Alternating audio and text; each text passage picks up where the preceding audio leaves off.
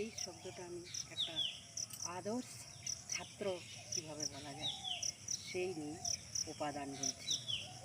যেমন সর্বপ্রথম আদর্শ ছাত্র হতে গেলে নিত্য নিরন্তর পড়া করতে হবে, পড়াশোনাতে সবসময় তৎপর থাকতে হবে।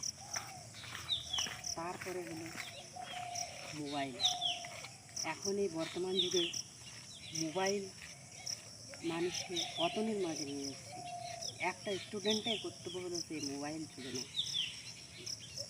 পড়াশোনা মন দিয়ে করবে। তারপরে হলো গার্জেন। গার্জেন ওর সামনে নেশা করবে না, কারণ গার্জেন যদি নেশা করে তাহলে বাচ্চার কিন্তু খারাপ প্রভাব পড়বে। তাই একটা স্টুডেন্টকে তৈরি করতে গেলে বা একটা বিদ্যার্থীকে তৈরি করতে গেলে সব সময় তাকে আদর্শবান হয়ে চলতে হবে, তার গার্জেনকেও এবং স্টুডেন্টকেও। জয় হিন্দ, জয় ভারত।